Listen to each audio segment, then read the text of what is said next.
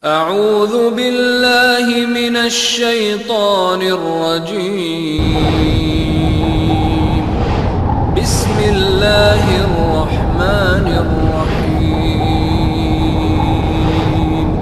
Pada tahun 1438 Hijriah, salawat dan salam tak lupa kita senantiasa curahkan kepada junjungan kita Nabi Allah Muhammad Sallallahu Alaihi Wasallam, kepada keluarganya, kepada sahabatnya, dan insya Allah akan menurus kepada kita umatnya hingga akhir zaman. Allahumma amin.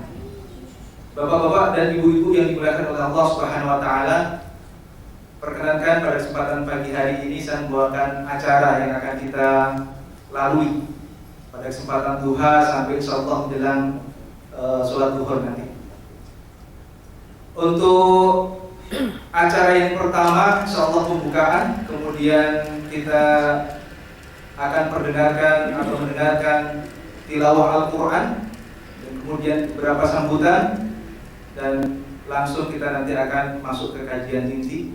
Alhamdulillah telah hadir kepada kita masyayikh kita, Ustaz Zulkifli sudah hadir bersama kita.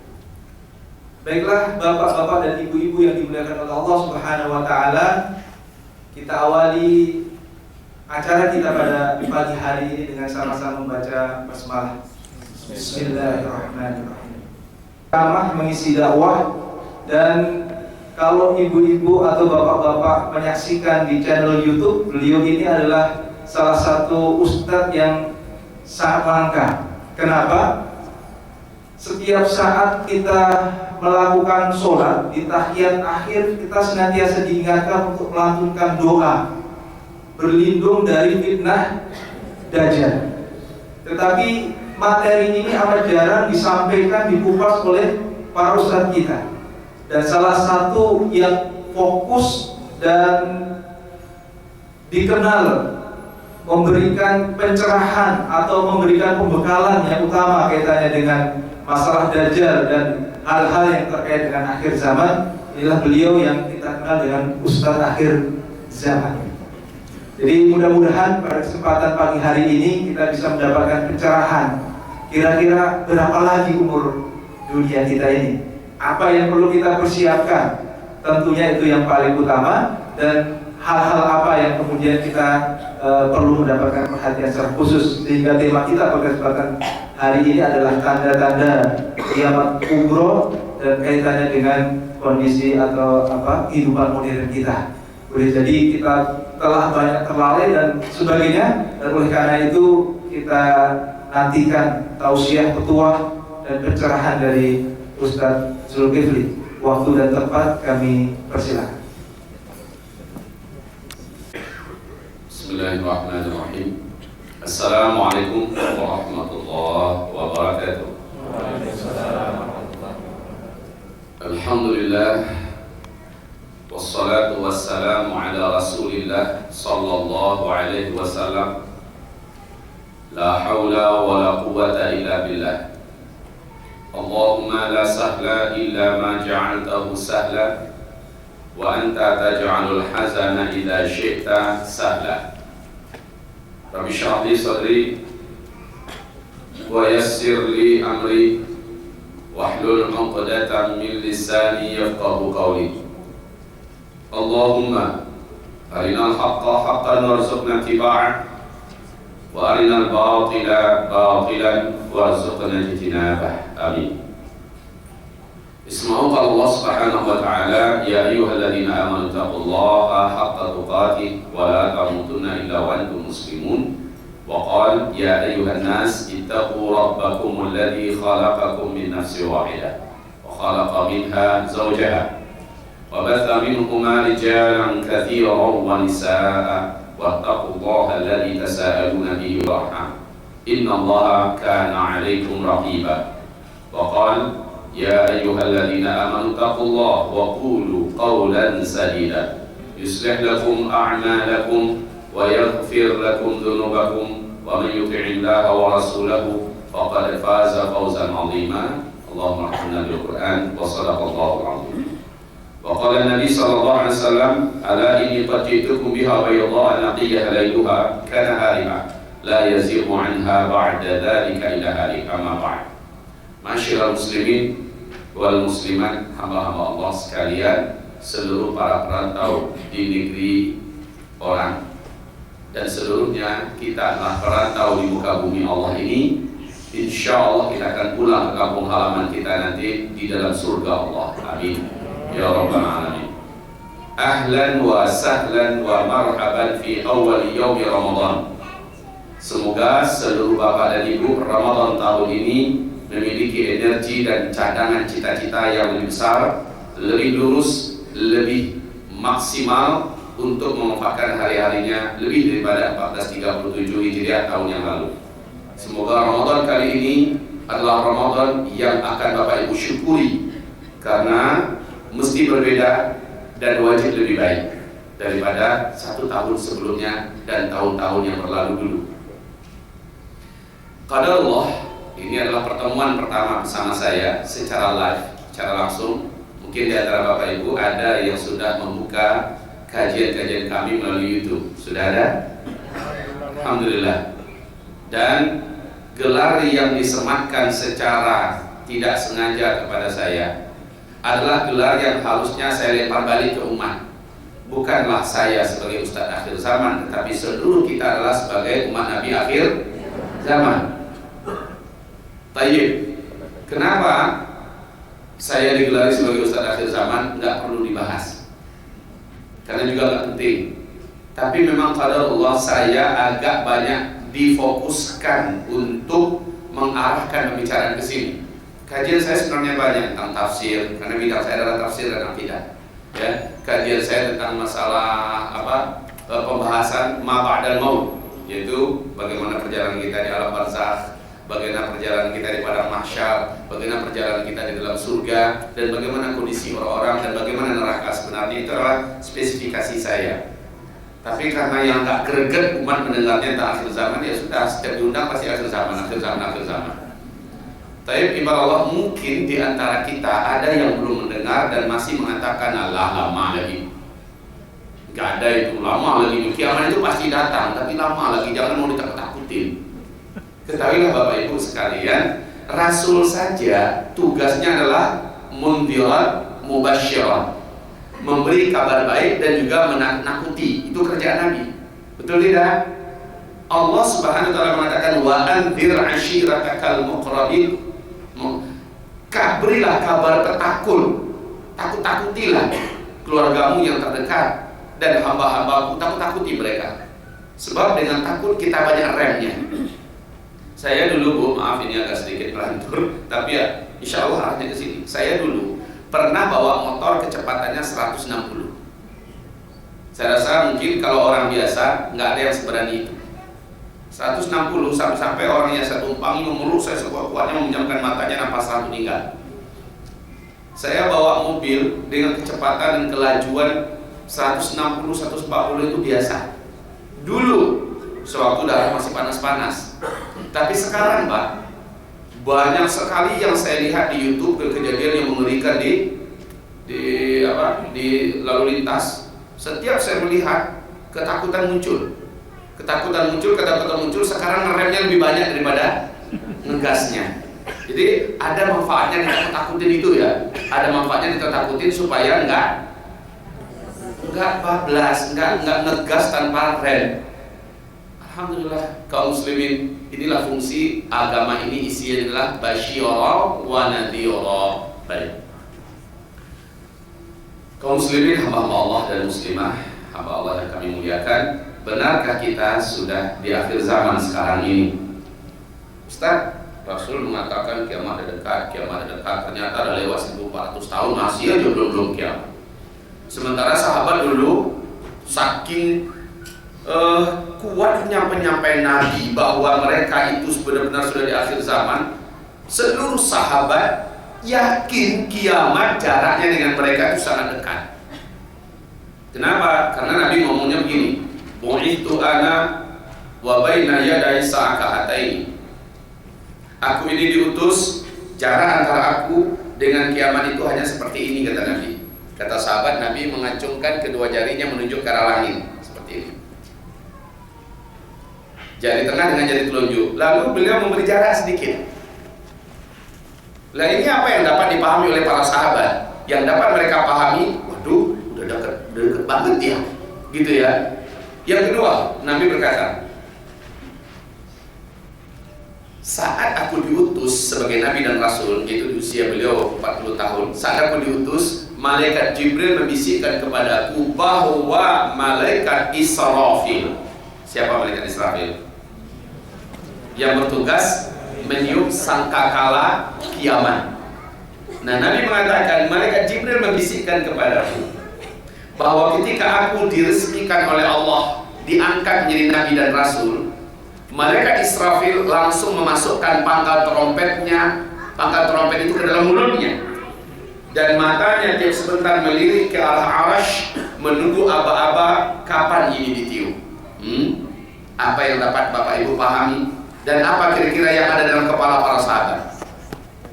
Semakin yakin nggak bahwa sangat dekat sekali kiamat akan terjadi? Nah, tayyib lima Allah yang kami muliakan. Kemudian Nabi juga berkata, wailul lil Arab, celakalah bangsa Arab, kata Nabi. Kebinasaan dan petaka besar sebentar lagi sudah akan sampai ke sini. 3 kali Nabi mengatakan itu.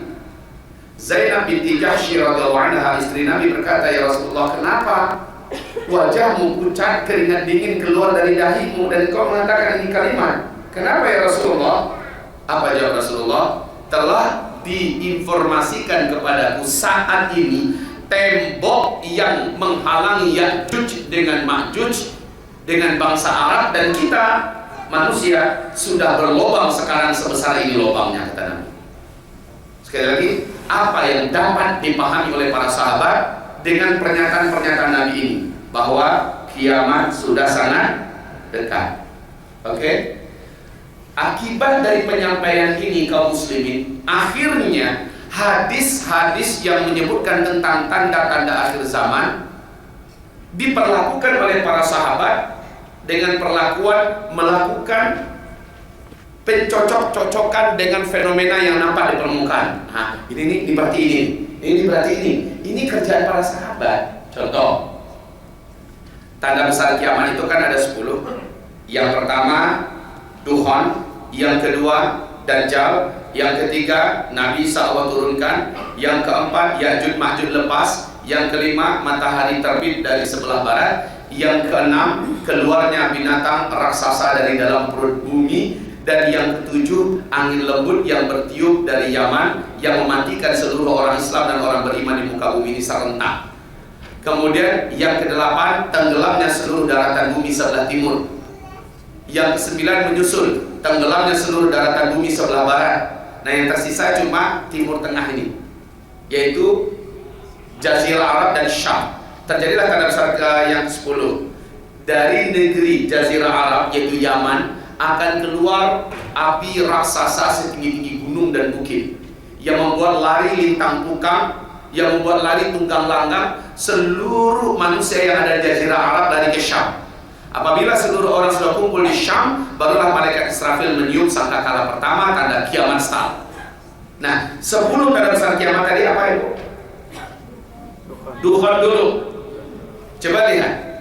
Abdullah ibnu Abbas, sahabat Rasulullah yang mulia ini, berkata di dalam hadis dengan yang di sanadnya sampaikan oleh Al-Hakim dengan sanad yang jayyid menurut Ibnu Jarir. Apa kata Ibnu Abi Mulaikah? Guruku Abdullah ibnu Abbas berkata, waduh, semalaman saya nggak bisa tidur. Kenapa wahai Tuan Guru? Karena malam tadi, kata sahabat-sahabat kami, mereka telah melihat meteor melesat menuju ke arah bumi. Berarti besok Duhan sudah dimulai. Duhan itu kan tanda besar kiamat yang pertama. Mereka atau Abdullah bin Abbas melihat fenomena alam yang nampak lalu dicocok-cocokkan dengan hadis tentang akhir zaman. Ini kerjaan para sahabat. Dampaknya apa? Dampaknya satu malam itu sahabat ini lebih banyak menangis, berdoa, sholat, berdoa, berzikir, nangis, ya. Masya Allah. Artinya melakukan acara mencocok-cocokkan fenomena permukaan yang nampak dengan hadis-hadis akhir zaman sudah dimulai oleh para sahabat. Dan ini adalah perbuatan yang mubah, perbuatan yang boleh.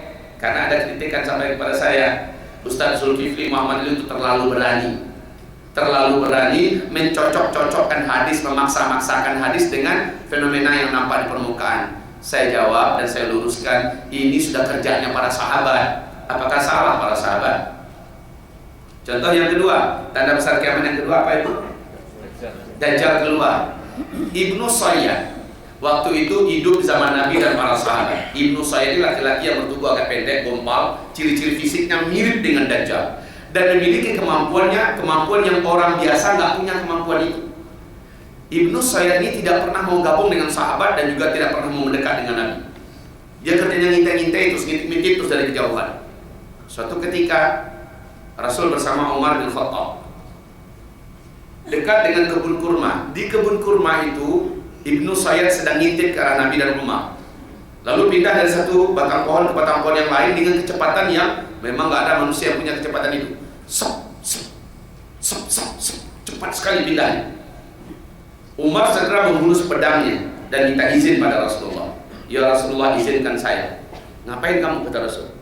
Saya mau membunuh laki-laki itu. Saya yakin dia adalah Dajjal. Kami yakin dia adalah Dajjal. Apa kata Rasulullah? Wahai Umar, bila itu memang asli Dajjal, maka bukan kamu yang sanggup mengalahkannya. Dia bukan tandingan kamu, hai Umar. Dan jika dia bukan Dajjal, apa untungnya buat kamu bunuh orang? Nabi membiarkan Umar tetap dalam keyakinan itulah Dajjal. Padahal Nabi bisa saja kan kalau ingin mematahkan Umar, tepuk aja punggung Umar ente terlalu semangat. Dajjal itu, wahai Umar, munculnya di akhir zaman, nanti banget, udah mau betul-betul hancur kiamat dunia ini dengan kiamat, baru Dajjal muncul. Dan yang bisa bunuh Dajjal itu cuma Nabi Isa. Apa salahnya Nabi ngomong kayak gitu kepada Umar? Apa salahnya? Tapi Nabi enggak. Kalau itu memang Dajjal, bukan kamu lawannya. Kamu tidak akan sanggup mengalahkannya. Sehingga ketika Rasul meninggal, Abu Bakar naik jadi khalifah. Umar kemudian Abu Bakar meninggal, Umar bin Khattab naik jadi khalifah. Menjelang meninggal, Umar bin Khattab masih bersumpah demi nama Allah. Saya yakin, kata Umar, Ibnu Sayyad itu benar-benar adalah Dajjal. Ternyata Umar bin Khattab enggak seorang diri punya keyakinan itu.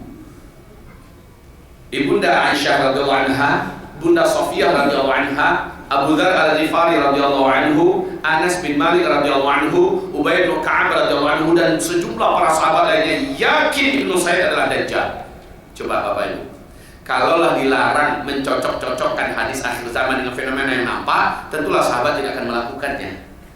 Ya, ini saya luruskan karena maaf, dalam hal ini saya katanya ditahdir oleh Ustadz Firanda. Ustadz Zulkifli itu terlalu maksa-maksakan hadis. Dan saya dengar ceramahnya Ustadz guru kita itu, Ustadz Firanda, dari awal sampai akhir nggak ada tahziran seperti itu. Beliau hanya mencoba mengkritisi secara ilmiah. Ya, tadi dia membuat judul saja terlalu berlebihan. Ustadz Firanda mentahzir penyimpangan akidah Ustadz Zulkifli Muhammad Ali LCMA. Itu kompro apa namanya itu? Provokator itu, bahasa provokator. Saya dengar ceramahnya Ustadz Firanda dari A sampai Z, bagus isinya, perlu untuk menjadi penambahan dan penguatan materi. Sehingga menurut saya berkat adanya ustaz macam ini, materi ini makin dewasa, makin matang, makin kuat. Saya bersyukur dan terima kasih kepada Allah. Allah datangkan orang seperti Ustaz Firanda, Ustaz Khalid Basalama, Buya Yahya, siapa lagi ustaz-ustaz yang memberikan taklid dan komentar. Menurut saya itu taklid dan komentar. Dan bagi saya itu adalah penguatan untuk agar materi ini kokoh. Kenapa Bapak Ibu? Langkah yang nyampaikan ini betul kata pembawa acara kita tadi ya. Langkah menyampaikan materi ini. Dengar saja nanti, Bu, saya diundang ke Melbourne, memberikan acara itu 2 hari 2 malam full. Materinya akhir zaman, dari pagi dari jam 8 itu sampai tembus ke asar. Besok lanjut lagi dari jam 8 sampai tembus ke asar. 2 hari, itu pun baru materi tersampaikan 80%. Nah kalau kita sekarang kayaknya 2 jam ya, 2 jam mungkin Bapak Ibu udah merasa keren nih, 2 jam lama, dengar aja nanti. Saya yakin Bapak Ibu yang betul-betul niatnya menimba ilmu sini merasa kurang dan bahkan minta tambah. Saya diundang oleh Al-Iqrar di Sentul lah. Rencana mereka dari jam 9 sampai zuhur. Tahu nggak Bapak? Yang hadir lebih 10.000 orang. Mau beludak sampai keluar di atas juga penuh. Kaum muslimin, saya sampaikan sampai zuhur. Selepas sholat zuhur, jamaah minta tambah Ustaz, tambah. Saya lanjutkan sampai ke asar. Asar kami sholat, apa kata jemaah? Ustaz lagi tambah. Masya Allah, pesawat saya sudah harus terbang jam 5:30. Sementara itu udah asar dari Sentul ke airport